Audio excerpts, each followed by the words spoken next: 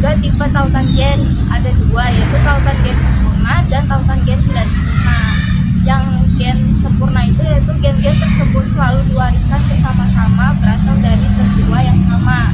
Yang kedua, tidak sempurna itu sebagian dapat bergabung secara bebas. Nah, ada pun contohnya seperti lalat buah, yang dimana yang satu warna tubuhnya abu-abu dan sayapnya normal, yang satunya lagi warnanya dominan hitam dan bentuk sayapnya vestigal. Dan dimana hasil kombinasinya itu nanti akan seperti tubuhnya abu-abu dengan sayap yang vestigal. Oh, yang itu. Kalian ada yang tahu nggak dolphin warna hitam? Hah? Warna hitam? Masa iya sih ada dolphin warna hitam? Ada dolphin warna hitam. Mamanya lumba-lumba bapaknya Paus Orca. Nah, itu tuh salah satu peristiwa pindah silang yang tadi disebutin sama dia. Nah, pindah silang itu adalah peristiwa dan pertukaran bagian kromatid dari sepasang kromosom monolog yang menghasilkan kombinasi baru dari sifat induknya. Nah, pindah silang itu mempunyai beberapa faktor yang kemungkinannya mempengaruhi peristiwa pindah silangnya. Salah satunya itu jarak antara gen yang terangkai. Makin jauh letak satu gen dengan gen yang lainnya, maka makin besar kemungkinan terjadinya pindah silang. Yang kedua itu ada umur. Makin tua umur individu, maka makin kecil terjadinya pindah silang. Terus itu ada zat kimia tertentu yang memperbesar kemungkinan pindah silang, dan ada juga seperti suhu dan jenis kelamin. Terus itu di pola hereditas ada apa lagi ya? Nah, di situ ada tautan seks. Tautan seks itu apa? Kalian lagi bahas tautan seks ya? Kemarin kalau nggak salah kita ada bahasan cari tentang tautan seks gak sih? Nah iya, tautan seks itu tautan yang terjadi pada gen-gen yang terletak pada kromosom seks yang sama. Nah, dalam tautan seks itu juga dikenal istilah determinasi seks atau proses penentuan jenis kelamin pada makhluk hidup yang berdasarkan kromosom gonosom yang diwariskan secara bebas oleh gamet parental kepada turunannya melalui meiosis.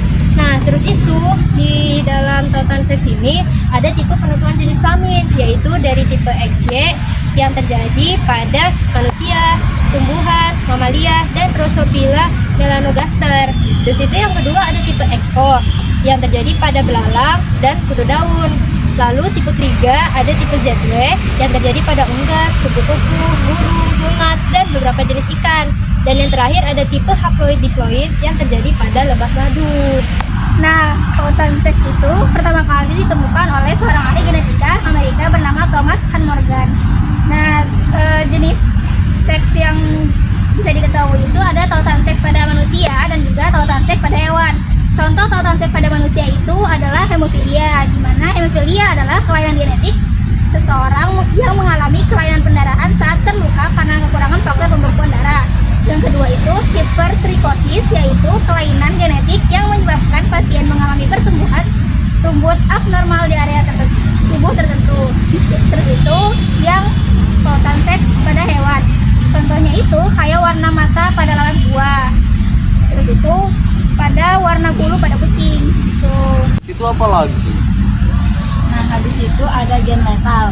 Gen letal itu adalah gen yang menyebabkan kematian individu dalam keadaan homozigot, sedangkan dalam keadaan heterozigot seseorang dalam keadaan normal atau subletal. Terus di gen letal itu ada dua macam. Yang pertama itu ada gen letal dominan. Nah, gen letal dominan itu merupakan gen yang menyebabkan kematian individu dalam keadaan homozigot dominan.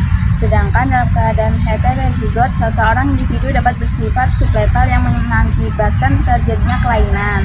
Nah, contoh di dalam gen letal dominan itu ada ayam redep atau ayam kleper.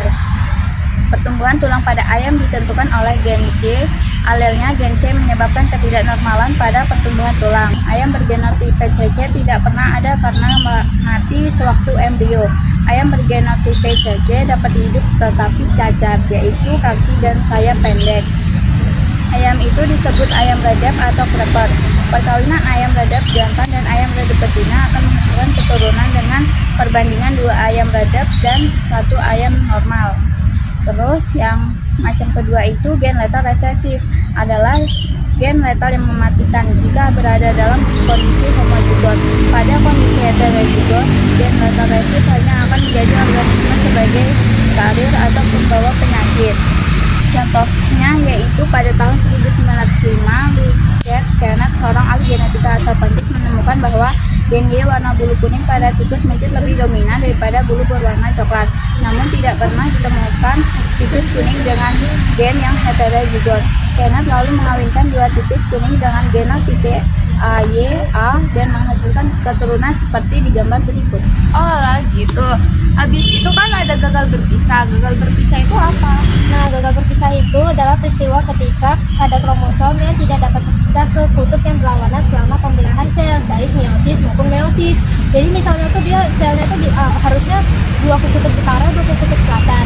Nah ini dia biasanya tuh ada yang satu ke kutub utara dan tiganya ke kutub selatan, begitu sebaliknya. Nah macam-macam dari gagal berpisah ini ada dua, ada yang aneuploidi, yaitu yang terjadi pada pasangan kromosom tertentu, misalnya pada sindrom Down, sindrom Edward, ataupun sindrom Patau. Nah yang kedua ada euploidi, yang terjadi pada seluruh pasangan kromosom, seperti pada sindrom Turner dan Klinefelter. Gitu. Oh alah, begitu betulnya penjelasan. Itu ada somai. Hah? Iya. Ayo beli. Ayo. Hah? Laptopnya